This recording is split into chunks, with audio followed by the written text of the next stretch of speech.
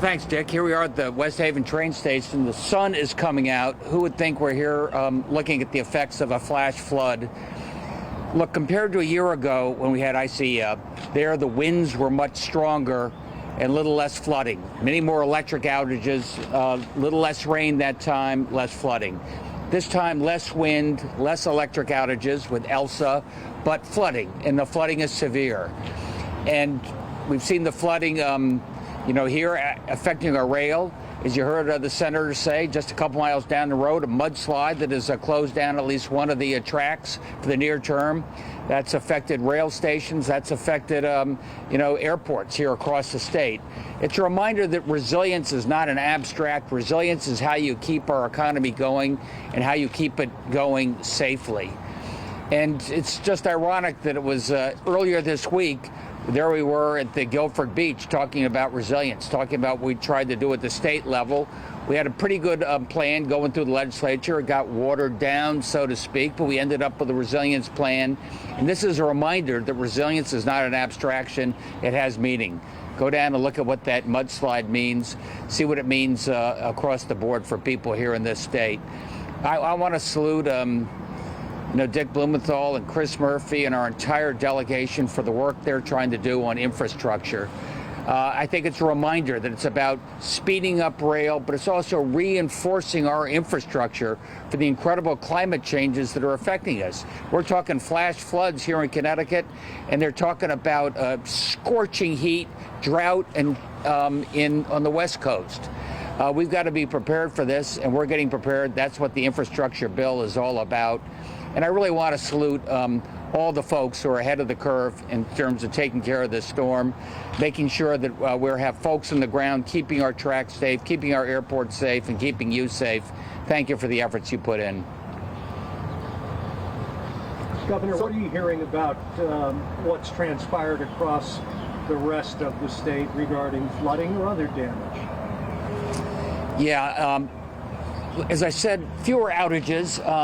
Milford got hit pretty hard. A transformer went down there, a couple thousand people. They're getting that up pretty fast.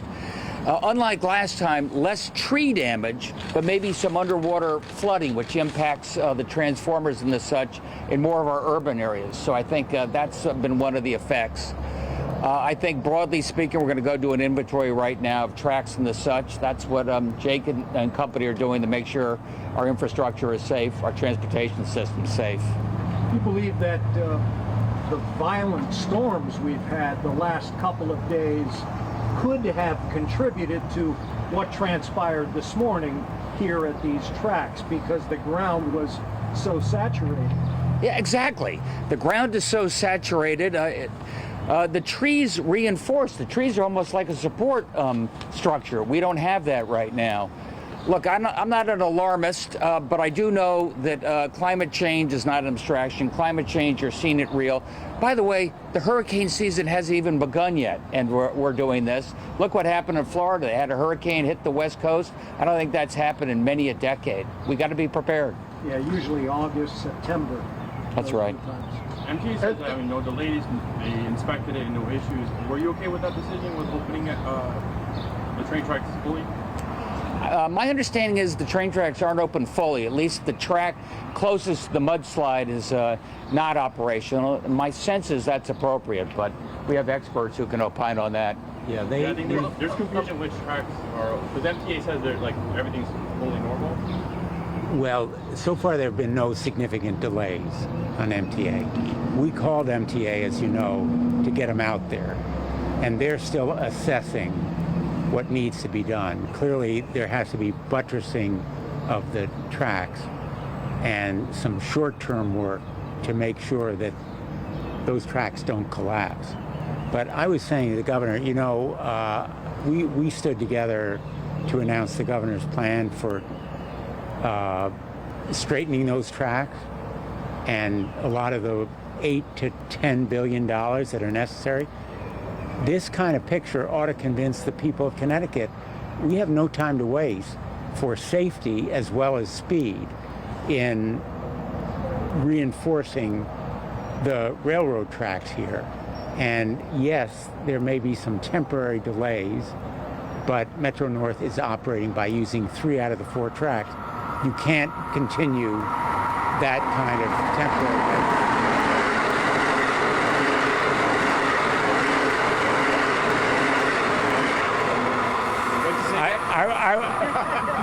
I was filibustering so that we could have that go by for the camera. But they are operating, and they're assessing the damage. How lucky are we that nobody was hurt, that there wasn't a train going by when that mudslide hit? Well, you know,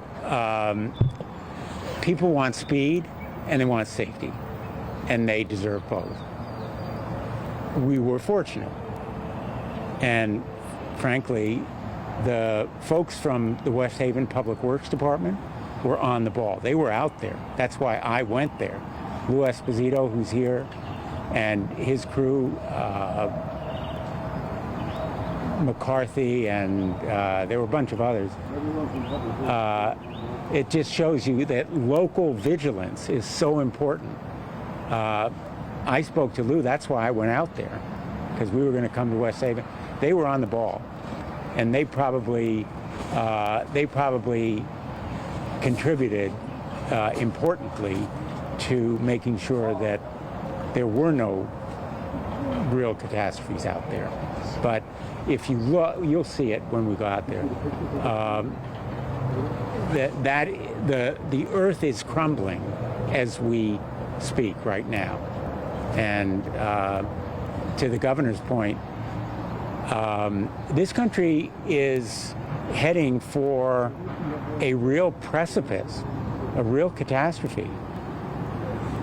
Yes, there might have been injuries or deaths at the wrong time out there in West Haven today, but all throughout our transportation system, there are accidents waiting to happen. Governor, what is the procedure from here? You'll assess the situation. Maybe Joe Giletti and MTA, you'll all sort of discuss where to go. We've been getting together every few hours in the Emergency Operations Center up in Hartford. We have the utilities on the line. We have Department of Transportation online. We have DEEP on the line. We get a complete update. They have a heat map so we can see where the outages are, where the choke points are, where the risks are. I think they got things under control. I think we're doing better than we did a year ago. I mean, from the track standpoint over here, is that strictly an MTA decision, or do you have some, weight? My understanding is it's primarily MTA, Metro North. Jake, can you Jake? step up just for the cameras at home? First and last name, spelling and title again. First name Jake, J-A-K-E. Last name Manke, M-A-N-K-E. I am the Division of Emergency Management and Homeland Security Region 2 Coordinator. I'm sorry, can you explain a little wider here? Are you just for the West Haven landslide, or are you doing a larger survey of the application? So I'm responsible for 30 municipalities in the state of Connecticut, what is known as Demis Region 2. I support all the local municipalities who operate. So when there's something such as this, we at the agency will support the municipalities, sometimes with personnel and sometimes with logistic assistance. You came to West Haven specifically because of this landslide? Correct. Thanks. And you're going over to Bradley as well? Bradley was actually a different region, so it would be a different coordinator, but West Haven and New Tweed Haven. would be under your purview. Correct. Yeah, Tweed and any of the areas between Milford, Old Saybrook, all the way as high as Meriden.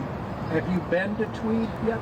Not yet as of this morning. Has Sean Scanlon told you what transpired over there? So the way the Emergency Management, Homeland Security in the state works, we support our local emergency managers. Routinely, we're in conversation with our local municipal emergency management departments. I have had several conversations with New Haven's emergency manager, Rick Fontana. We're aware of the different scenarios at the infrastructure within New Haven and supporting their requests as they bring them to our office's attention. Were any lights affected? As far as I'm aware of, not as of yet. Governor, can we get you really quick on the new CDC guidelines for teachers and kids with masks? I've just seen the top line on it. The CDC said, A, the emphasis upon the importance of everybody getting vaccinated. B, emphasis upon the importance of in-school learning. Nothing replaces the importance of in-school learning. Then we see the variants coming in, how that may affect the mask. I think right now they are leaning towards, if you're not vaccinated, wear the mask. And now we have to evaluate what our policies are going to be in Connecticut. But the current policy is that kids have to wear masks in school. Right now, our guidance is if you're unvaccinated, you should wear a mask indoor. That means the kids should wear a mask in school. Of course, nobody's in school for the next couple of months. We're going to look at that, and I think we'll look at what the infection rate is, certainly within each community, if not across the state, to make a final judgment. Would it be a situation, Governor, where whether it's faculty, staff, or students, to make sure they're vaccinated, that they'll have to show a card or an app on their phone or something? I don't think we're there yet. Right now, come on, teachers, everybody get vaccinated. That's you're all eligible. High school students, that 12 to 15-year-old group is less than 50% vaccinated. We've got plenty of time to get people vaccinated. And then Tony will figure out what we do for the younger age groups and how we verify that in the next month or so. And how are we doing with the Delta variant? I think compared to Missouri and Arkansas and Mississippi and Louisiana and those states that are less vaccinated means the Delta variant's accelerating faster there. Thank God, Connecticut, we have about 80% of our adults are vaccinated, so a lot fewer targets for the Delta variant, and we have a much lower Delta infection rate. Keep it up. The good thing right now is hospitalizations and deaths are still very low, thank God. But we still have pockets and communities where people are still reluctant to get vaccinated. And if this Delta variant doesn't remind you, I don't know what will. Do we have any COVID numbers for today yet? I haven't seen today, but as you know, we've been well below 1% for the last long period of time. If the rest of the nation were doing as well as Connecticut, if the rest of the nation were doing as well as Connecticut, we would all feel a lot safer. If every governor were following what Ned Lamont is doing, we would all breathe a lot easier, and we'd all be a lot safer. And every day, literally, I'm dealing with colleagues who fail to recognize the importance of the kind of leadership that Governor Lamont has provided, and that the president has provided. We're going to scoot over there real fast.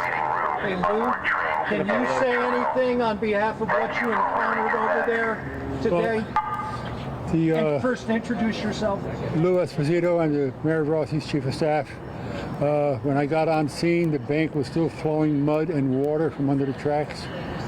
We tried to keep everybody away from it all.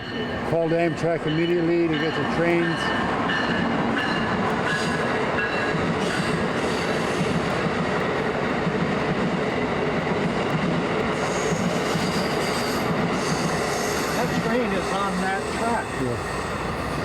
We called Amtrak and Metro North to try to get the trains stopped on the northbound side of the tracks, or at least slowed down.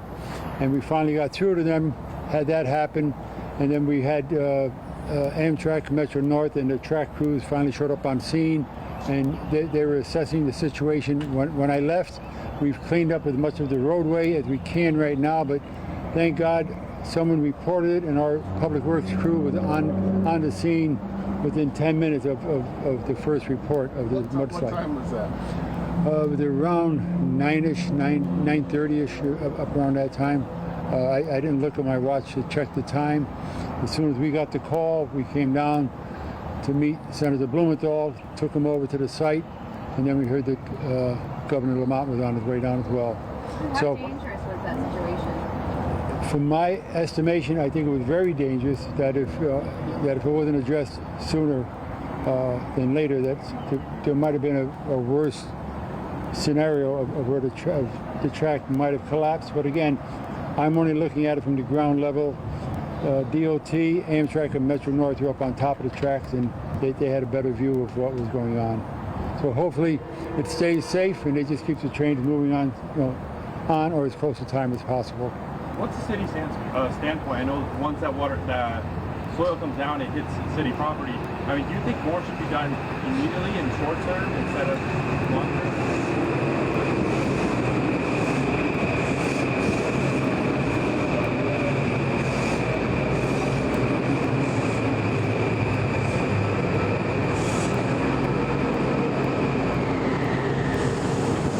from the city side, we have to take our direction from Amtrak and Metro North. They are in charge of the tracks and all the way down to ground level. So they'll have their own crews coming in to assess what has to be done. They'll have to backfill everything, support the tracks that may be compromised. Again, I'm only speaking from what I've seen. I don't know how much sway there is in the track itself. So once Amtrak makes their determination, I'm sure that they'll make the announcement that there is no danger. Thank you.